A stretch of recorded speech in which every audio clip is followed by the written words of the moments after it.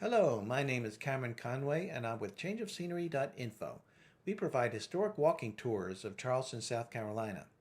In this video, called Charleston the Holy City, we've put together a survey, kind of an overview, pun intended, of the great cathedrals, churches, synagogues, and other places of worship in the city.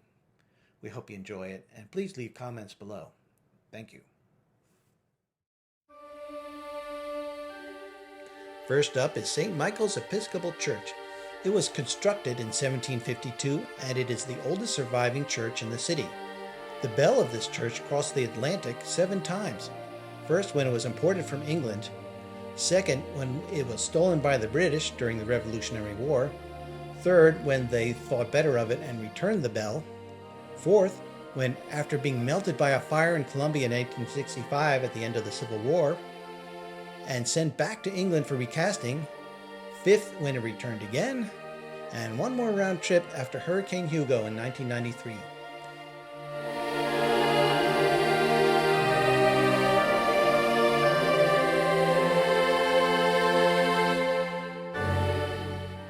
This is the Cathedral of St. John the Baptist. The original cathedral was built in 1854 by Bishop John England, the first Roman Catholic bishop of Charleston. It was destroyed in the fire of 1861, and then it required 45 years of fundraising before a replacement could be built. And that is what you see today in this current Gothic structure.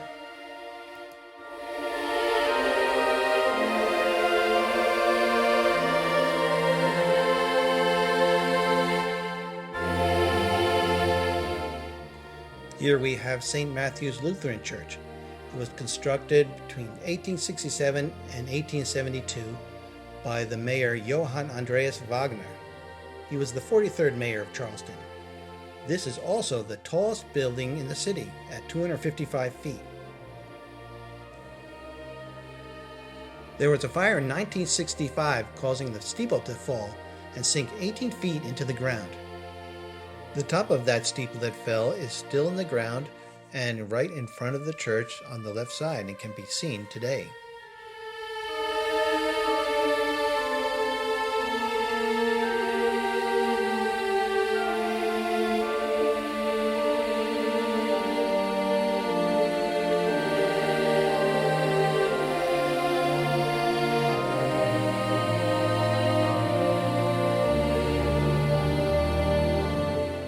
In front of us now is the Citadel Square Baptist Church.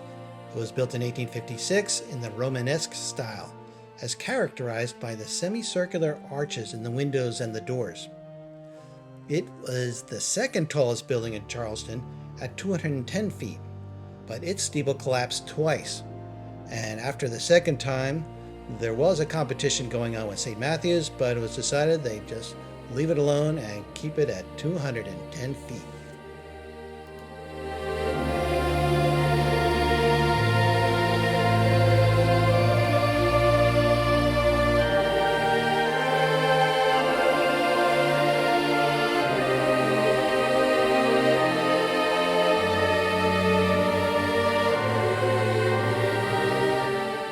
Here we have the Second Presbyterian Church, built in 1811 by architects John and James Gordon, who also designed the Cathedral of St. Luke and St. Paul.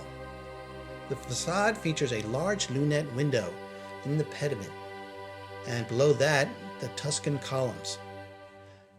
The minister at the time was well loved, but did not have a strong speaking voice, and as a result, the congregation could not hear him in their new church.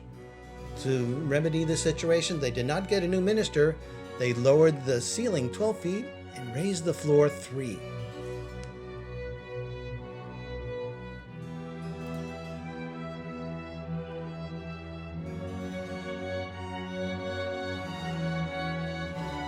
Here we have the Mother Emanuel African Methodist Episcopal Church. It was founded in 1817, and there were 2 other structures at this location. The first was burned in a racially motivated attack, and the second was destroyed in the earthquake of 1886. Today, Mother Emanuel AME Church is a crucial stopping point for the 2020 Democratic presidential candidates, but the current senior pastor, a Reverend Eric Manning will not pose for selfies.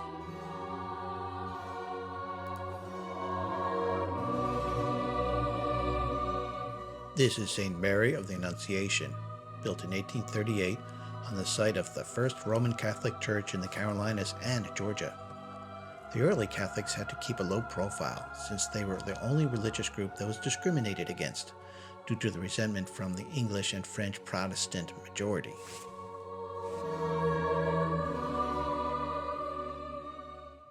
Here is the Kahol Kadosh Beth Elohim Synagogue. It was constructed in 1839 and became the birthplace of Reform Judaism in the United States. It's the second oldest synagogue in the country and the oldest in continuous use. The structure has a Greek Doric portico with fluted columns, and on the interior it has a coffered dome set into the ceiling, similar to the Capitol Dome in Washington, D.C.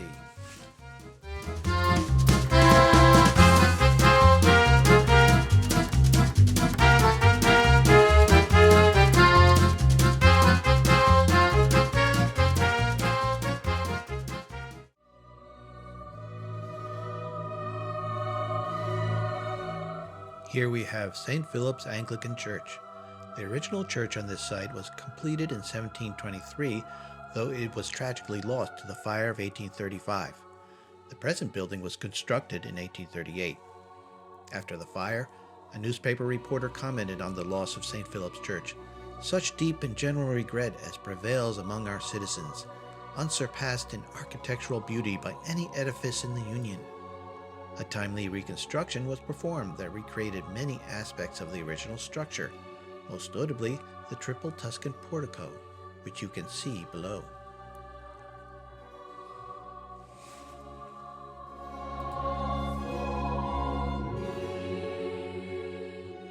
This is the French Protestant Huguenot Church.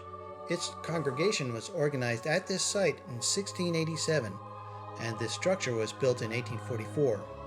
By Charleston architect Edward Brickell White. It features gables in the front and an exterior that has ornamentation thanks to the buttresses, surmounted on the top by black cast iron pinnacles. The windows and the crenellated parapet add to the detail.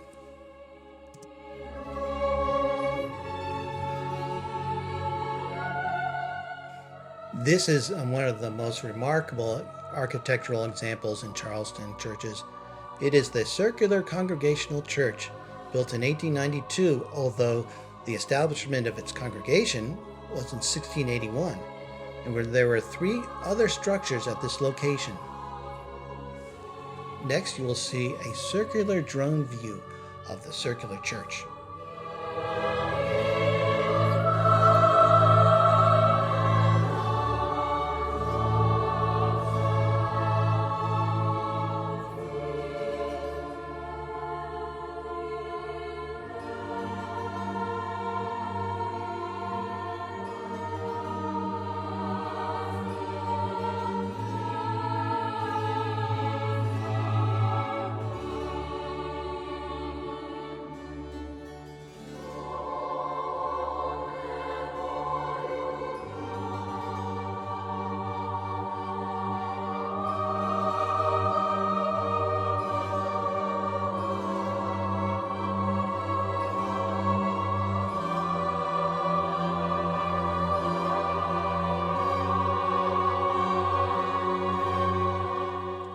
The Grace Episcopal Church Cathedral was built in 1848 and was damaged by shelling by the Union Army from Morris Island during the Civil War.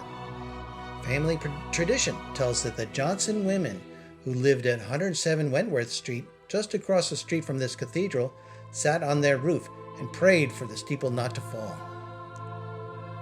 The steeple did fall for a different reason in the earthquake of 1886, but it was replaced, as you can see in the change of coloring of the stone.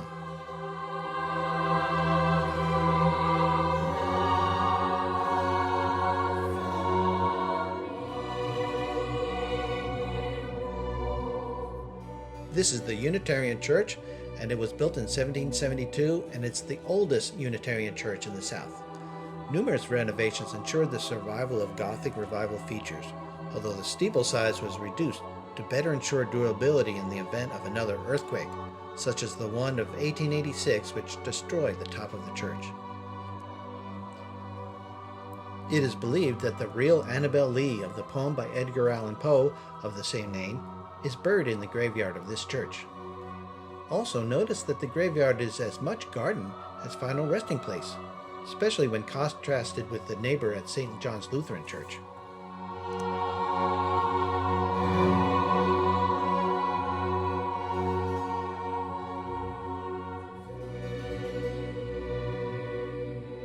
Speaking of St. John's, here it is. It was constructed in 1816, and the building combines Federal and Baroque elements.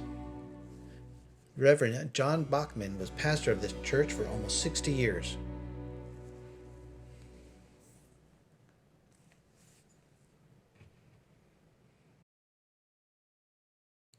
At the intersection of Meeting and Traz Street is First Scots Presbyterian Church. It was built in 1814, replacing an earlier church from the 1760s, which replaced one even earlier than that. The pedimented portico is supported by Tuscan columns. Note the ironwork finials atop the gilded sphered towers. It is the fifth oldest church in Charleston and contains over 50 18th century gravestones in its cemetery. The stained glass window in the church depicts the seal of the Church of Scotland, the burning bush, with the Latin motto around the seal, Nec tamen consumatur. Nevertheless, it was not consumed. This is St. Johannes Lutheran Church. It was built in 1842 and designed by Edward Brickell White, who also designed the French Huguenot Church. It was originally built for a congregation of German immigrants who broke away from the more Americanized St. John's Lutheran Church when it dropped its monthly service in German. St. John's Reformed Episcopal Church was built in 1850 and was heavily damaged during the Siege of Charleston, but repaired in 1866. This is an African American church which faces challenges as the area increasingly gentrifies. A great perk about this church is that it has a garden whose ironwork was produced by the blacksmith Philip Simmons in what is called the Heart Garden. This is the Bethel United Methodist Church. It was constructed in 1853. It is a simple Greek Revival temple with fluted door columns supporting a pedimented portico, the portico being the front of the church, and the pediment being that triangle that's supported by the columns. In the front of the church is an antebellum cast and wrought iron fence.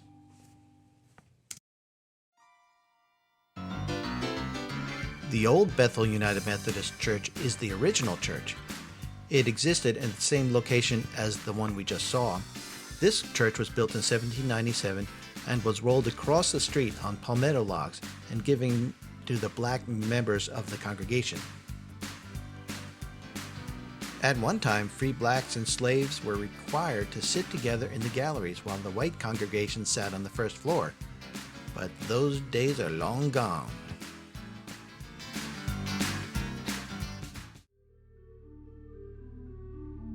This is the Episcopal Cathedral of St. Luke and St. Paul, built in 1811 by John and James Gordon, who also built the Second Presbyterian Church, which also has a small steeple. In the case of this church, seemingly endless mistakes by the architects and contractors resulted in massive cost overruns, years of delays, and later repairs which equaled the cost of the original church. A real steeple was planned, but it was replaced by the current short tower since walls were beginning to crack under the weight.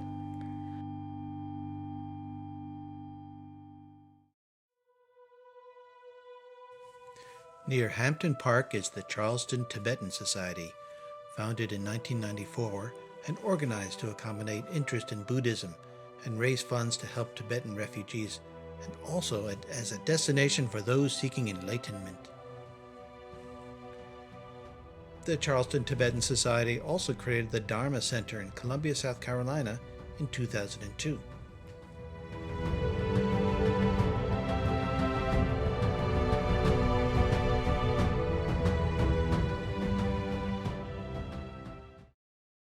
This is the Islamic Center of Charleston, also referred to as the Central Mosque. The Charleston Jewish Federation has offered to help remove this graffiti, as you see here. Not of any historic value, but in the interest of religious diversity, we show the Kingdom Hall, located on Meeting Street, just north of the main residential area, on a part of Meeting Street that's called Meeting Street Road.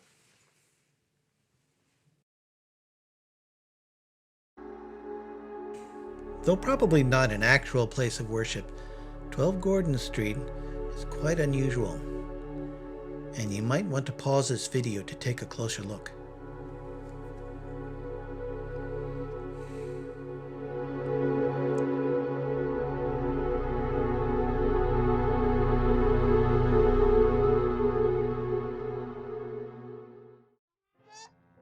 In conclusion, we will take a look at some photographs side by side of some of our cathedrals when they were in their worst damaged state and the way they look today.